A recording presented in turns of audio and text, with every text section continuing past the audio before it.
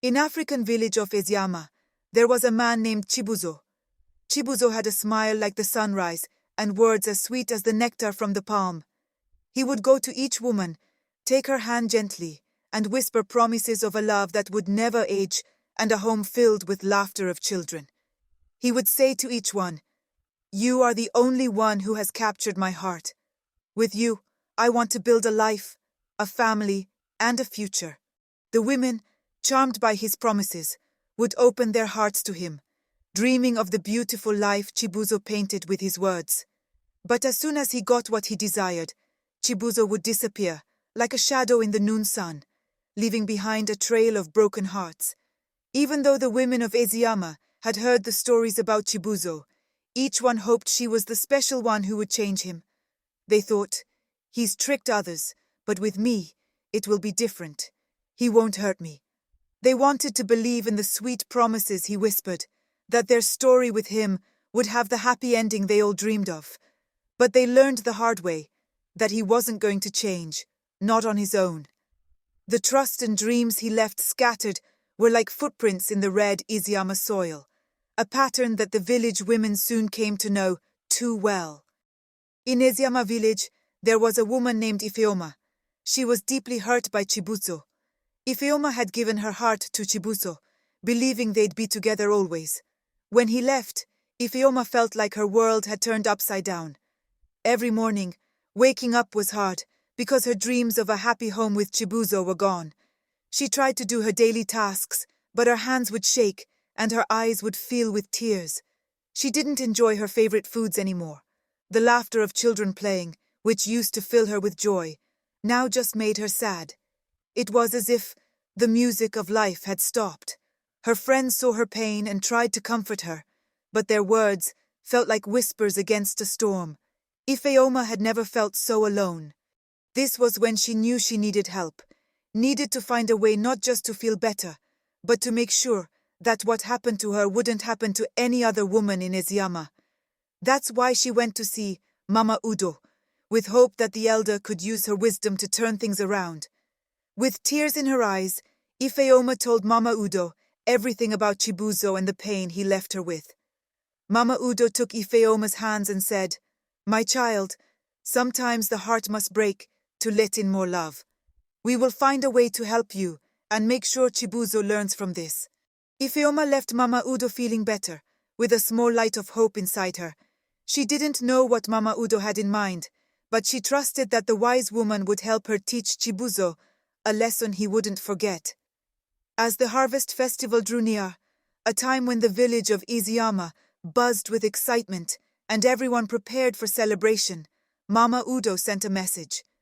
She asked all the women of the village to come and see her, one by one. The news of her request spread quickly. The women were curious, because Mama Udo was known to have good reasons for everything she did. They wondered what she was planning. Some guessed it might be for the festival, but no one knew for sure. Ifeoma, whose heart was still aching, watched as the women went into Mama Udo's hut. She saw them come out with thoughtful looks on their faces, a mix of surprise and a kind of strong determination. Something was being prepared, something important. But what it was, Mama Udo had asked them to keep secret. The village whispered with guesses, and anticipation grew. What was Mama Udo planning? And how would it involve Chibuzo? The answers were hidden, waiting to be revealed at the right moment, during the harvest festival. Chibuzo, in all his days of charm and smooth talking, was completely unaware of the quiet stirrings happening in Eziyama. He walked through the village with the same confident smile, greeting people as he always did, blind to the glances the women shared and the secret nodes of a plan in motion. He noticed more women going to Mama Udo's hut, but he thought nothing of it. Maybe it was just some women's gathering, he mused. After all, the harvest festival was coming, and there was much to be done. While preparations for the festival moved forward and decorations started to dot the landscape, Chibuzo carried on with his life, not knowing that this year's celebration would be unlike any other. He had no idea that the whispers and the meetings were weaving a web around him, one that would soon show him the true strength of the women of Eziyama. The day of the harvest celebration arrived, and Eziyama village was alive with color and the sound of drums. Everyone was dressed in their brightest clothes, and laughter filled the air. Stands full of ripe fruits and vegetables lined the paths, and the smell of delicious food cooked over open fires wafted through the air. Chibuzo was there, enjoying the festivities, his eyes scanning the crowd, a playful smile on his lips. As the celebration went on, he noticed that one by one, each woman he had ever charmed came up to him. Each woman approached Chibuzo with a smile, handed him a single bead, and then walked away, without a word. The beads were all different. Some were bright and shiny, others were carved from wood and simple. But every bead felt heavy in his hand, a sharp contrast to the light, festive atmosphere of the celebration. Chibuzo's collection of beads grew, but he was confused. Why were they giving him these beads? What did they mean? There was a mystery in their silence, and as the day turned to night, the weight of the unsolved puzzle hung around him like a cloak. None of the women revealed the reason behind the beads, nor did they give any hints. The celebration carried on around him, but Chibuzo's mind was now elsewhere, caught in the net of silent messages from the beads he was given.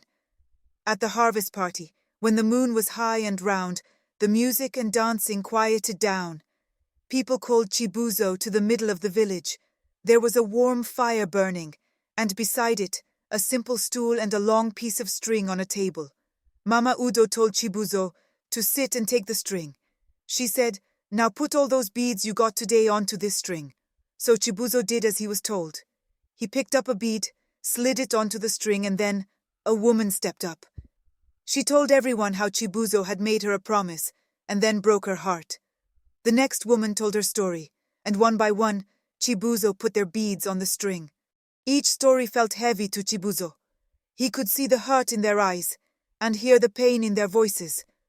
The string of beads got longer, and it felt heavier and heavier in his hands. It wasn't just a string of beads anymore. It was like a story of all the pain he had caused. When the last bead was on, and the last story was told, Chibuzo held the bead necklace, and it was so heavy. Chibuzo was asked to put the necklace around his neck. He lifted it, and even though the beads were small, the necklace felt like it was the heaviest thing in the world. It wasn't just the beads making it heavy, it was the stories each bead carried, the memories of promises he broke, and the hurt of all the women he had let down. He felt each bead like a weight on his heart. Chibuzo stood there, feeling the weight, not just on him but inside him too. It was a weight he'd carry in his thoughts for a long time, a lesson he wouldn't forget. As Chibuzo stood with the heavy necklace around his neck, the other men in the village watched closely. They saw the strength in the women's unity and the power of their bond as they each shared their stories. The men started to whisper among themselves. They saw in their own lives the times they might have taken the women in their lives for granted. They looked at the women, their mothers, sisters, daughters, and wives, and felt a new respect for them. They saw that when women come together, they can do big things and make important changes. The men realized that using women just for fun or because they wanted something was wrong. They could hurt feelings a lot by being careless.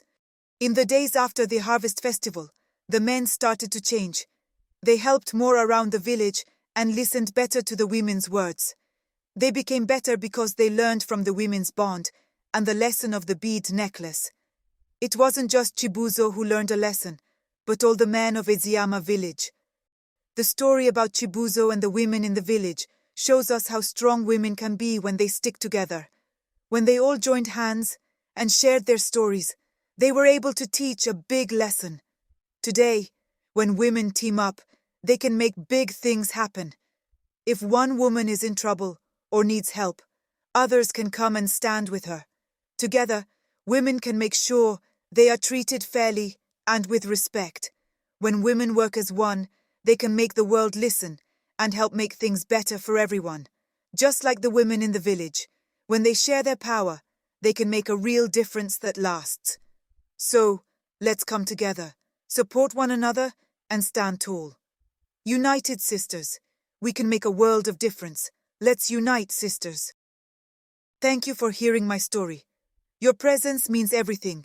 It's like you're right here with me, strengthening the bonds we've talked about. I hope it's given you a little boost, just like you've given me. Keep that feeling of unity with you, and let's keep the good stuff coming your way. If this story struck a chord, stick around. Hit subscribe and be part of our story. Here's to us, to our community, and to all the powerful tales yet to come.